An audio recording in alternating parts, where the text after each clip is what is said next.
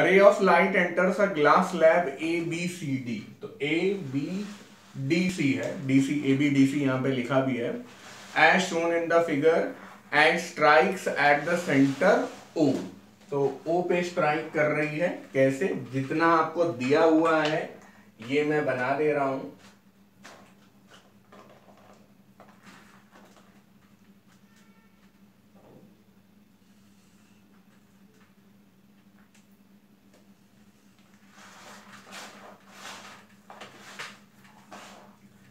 This angle is 42 degree,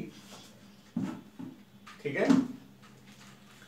और centre O है इसका, और सर्कुलर है एसी, जो एसी है वो सर्कुलर है, ओ सेंटर है उस सर्कल का। तो ये एक तरीके से क्वार्टर सर्कल होगा। तो ये एंगल 90 डिग्री हो जाएगा। The critical angle is 42 degree, ठीक है। Theta C is 42 degree. लेकिन ध्यान दीजिए एंगल ऑफ इंसिडेंस जो होगा वो यहां पर, हाँ, तो 42 डिग्री आपको क्रिटिकल एंगल दिया हुआ है, बट याद रखिएगा angle of incidence is measured from the normal. अब यहाँ पे नॉर्मल होगी क्या? नॉर्मल यही वाली डॉटेड लाइन होगी जो मैंने पहले से बना दी है, और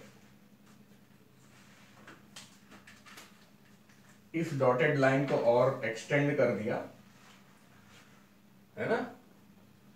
दिस इज द नॉर्मल। तो 42 degree angle with the normal नहीं है। एंगल विद द नॉर्मल होना चाहिए ये वाला, ठीक है, जिसको मैं नाम दिए दे रहा हूं आई, ठीक है।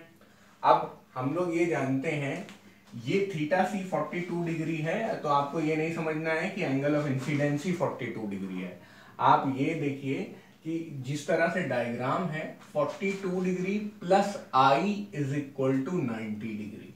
तो आई कितना हो गया यहाँ पर? 48 डिग्री।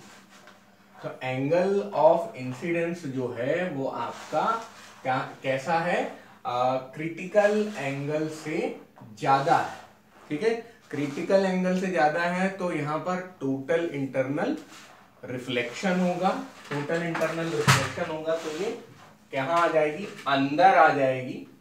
और ये सब मानना है आपको कि ये सफिशिएंटली लॉन्ग है, ये सब कोई दिक्कत नहीं होनी चाहिए आपको। ऐसा मत बनाइएगा कि ये यहां पे आने लगे, ठीक है। यहां पे बनाना ज्यादा सही होगा।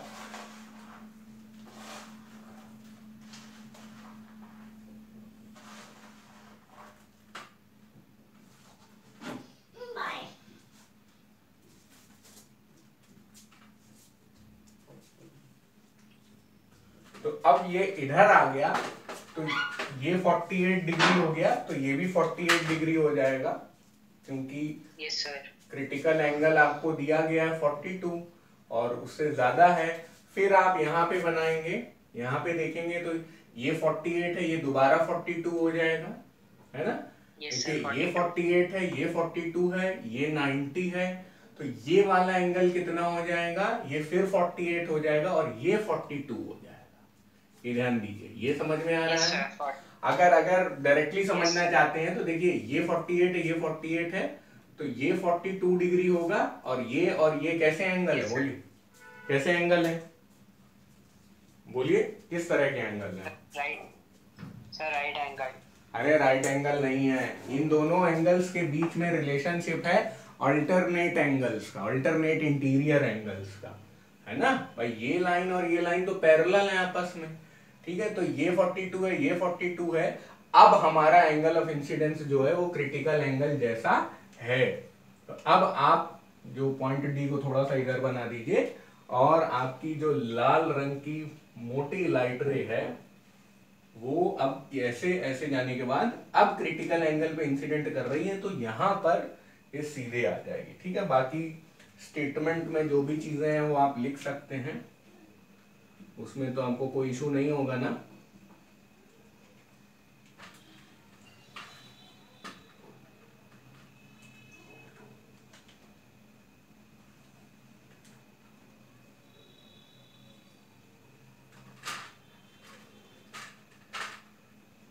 तो यहाँ पे कैसे होगा, ये ग्रेजिंग इमरजेंस हो जाएगा, इधर आप ये एंगल 90 डिग्री मार्क कर सकते हैं। याद रखिएगा जब भी आप लाइट रे बनाइए तो उसके सारे आई और आर बनाने की कोशिश करिए जहां जहां तक बन सकते हैं। Angle of incidence, angle of reflection, क्योंकि टोटल इंटरनल रिफ्लेक्शन हो रहा, angle of incidence, angle of refraction. यहाँ पे 42 डिग्री क्रिटिकल एंगल में जा रहा है तो ग्रेजिंग इमरजेंस हो जाएगा। बस कंप्लीट द रे डायग्राम हो गया।